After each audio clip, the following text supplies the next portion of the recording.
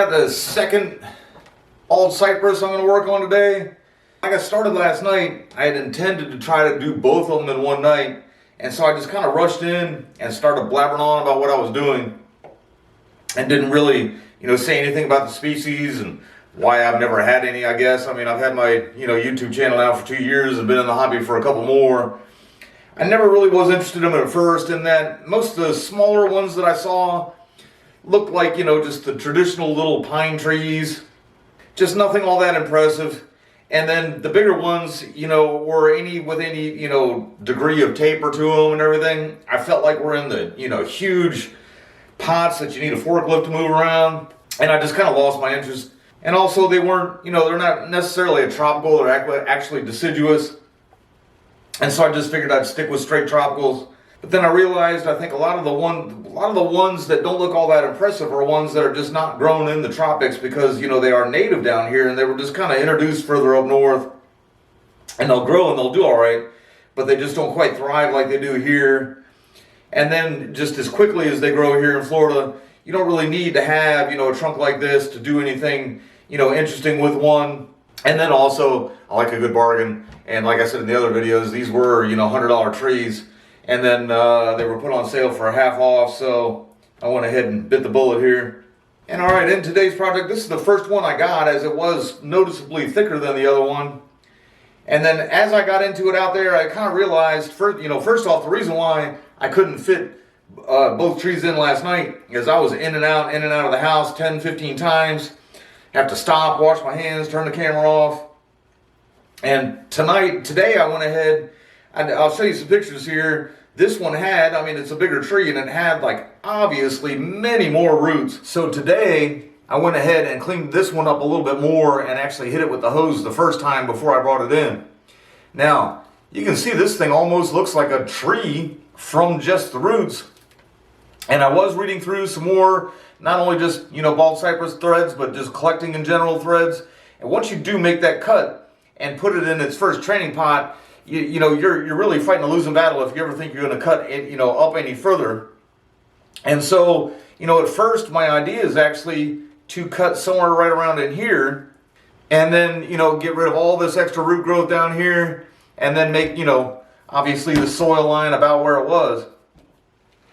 But the more I look at this stump here, it gets thicker on this side, and then actually at this one root here, it actually thins a little bit under that root. But I'm thinking I may try to make the soil line more about, there's a root there, crossing that one.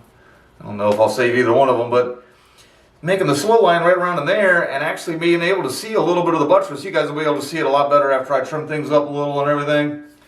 So before I make the decision on how to saw cut or where I'm going to saw cut, you guys probably noticed last night that is not very easy to do. I had to switch around with 3 different saws trying to make it through there. But before I make that decision, I'm going to go ahead. I'm guessing this is the bottom of the pot that I was sitting in. And there seems to be a good collection of just roots there that I might be able to trim off. And then I can get some of the thicker ones here before I actually get to the stump. And maybe if I'd open up a little bit more, I can see a lot better.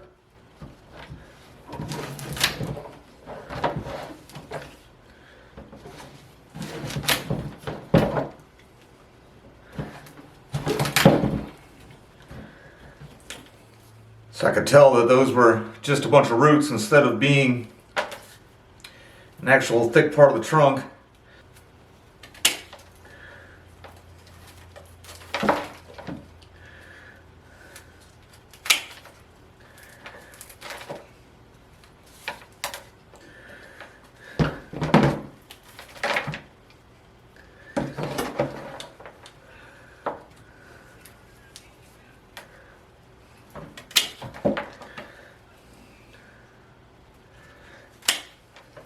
Alright, so that gives me a lot better view of what I got. This thing definitely is a lot more interesting than the other one was. Also gives me a lot more ideas, a lot more worries.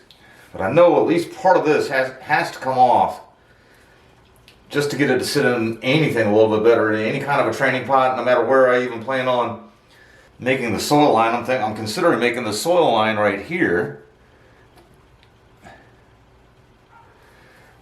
That'd be right there on that side. That's a really good side there. And like I said, it seems like these had lower roots that went down, which helped thicken and kind of create some more flare and some of these flutes that the cypress gets. And then this one here came out so high, you know, maybe in the wild in a swamp or something that would have become one of those knees. But it came out so up high that it actually took away from any kind of taper I could use from any trunk line under it. Which is one of the reasons I think no matter what I do, I think I'm even going to leave that on there. Even if I wind up with these roots in the air, I'll prune them off and just kind of maybe let it die back on its own so it doesn't lose any of that thickness. Maybe some sap will flow and something will happen there.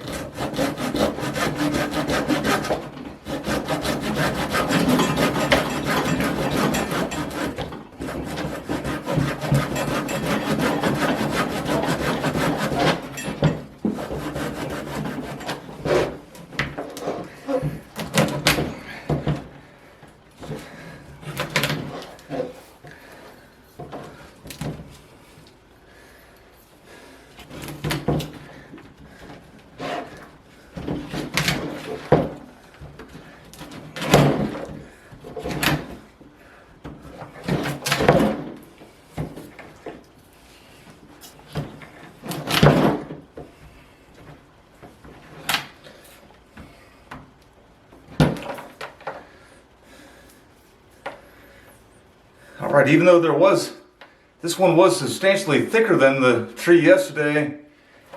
Tree yesterday seemed to be a lot more one trunk under there, where this one is a bunch of separate roots. Is actually putting it in. I have one of these out there that has some drainage holes in it. I had one of my ficus in it. But that's still not really even low enough for that. That's about the depth of the training pot I have out there too. Matter of fact, the training pot may not even be quite that deep.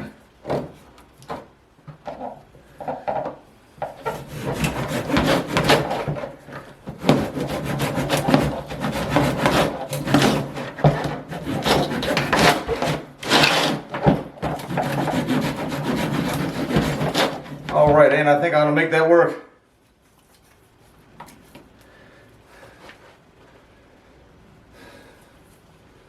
Very different when you think about the size of yesterday's.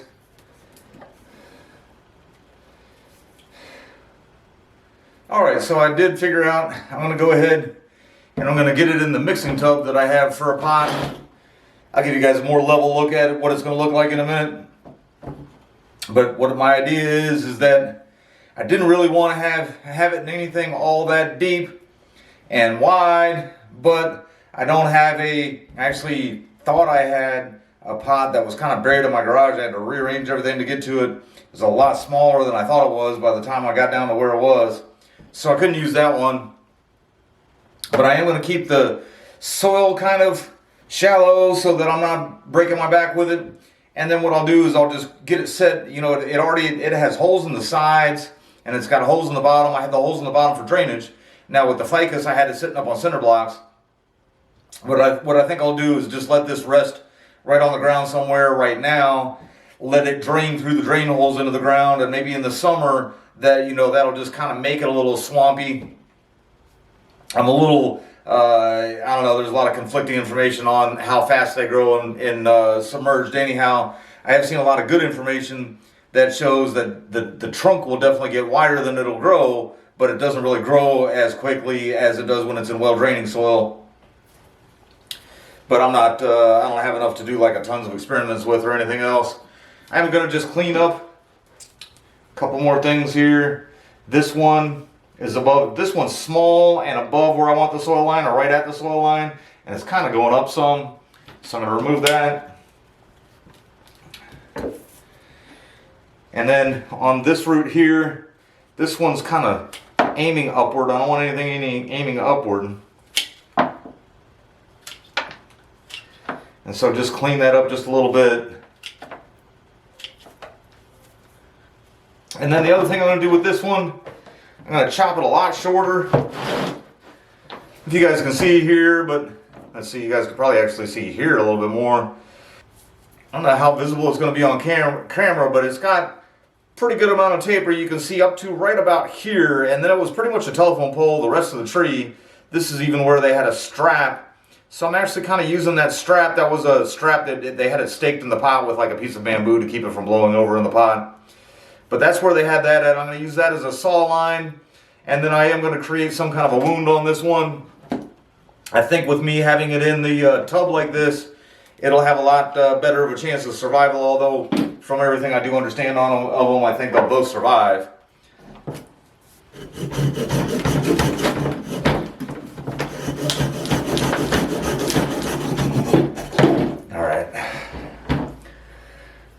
Yesterday I had to edit a lot of that out. I tried to make an angle cut.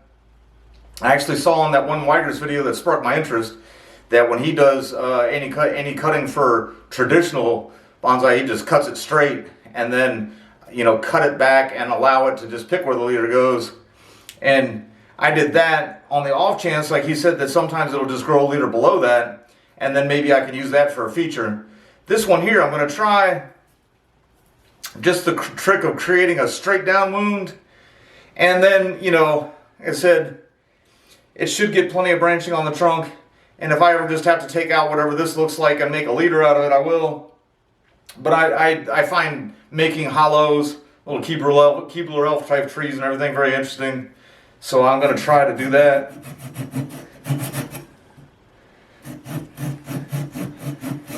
I was saying I struggled a lot with this saw yesterday doing that.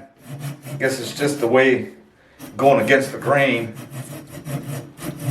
I know in that video he did it with a chainsaw. Or he said he did it with a chainsaw. Which make a lot more sense.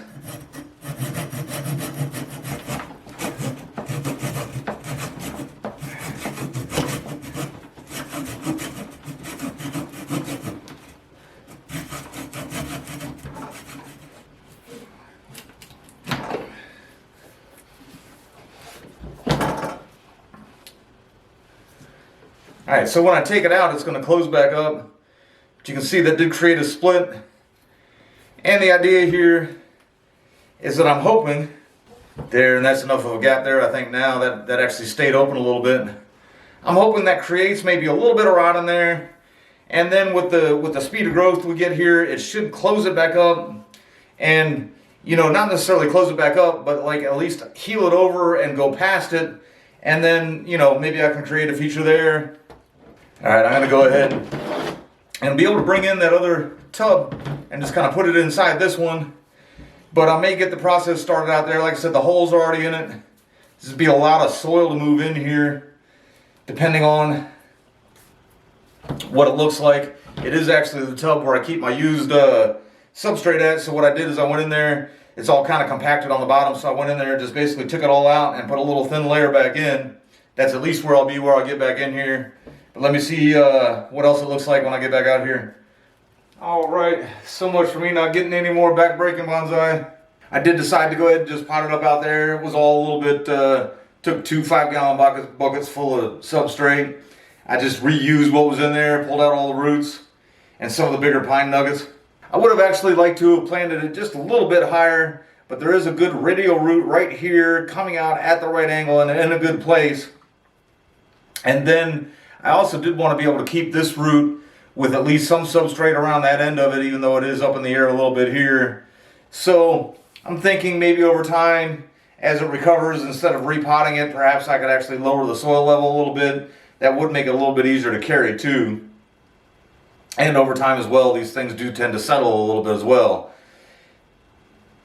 So if I ever really decide to do any experimenting with submerging, should be really easy. I could put it right on the ground on a piece of plastic. I could also get it in another tub just like this and just put it inside the tub, and then if the water's ever getting rank, I could take it out and switch it.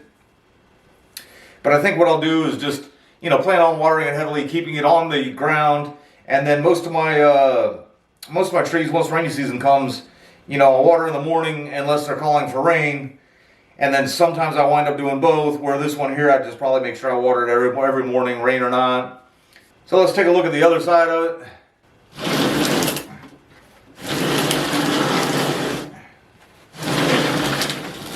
It is a little bit closer to the edge of the pot that way. It was just kind of the way. It's another reason why I went ahead and did it out there.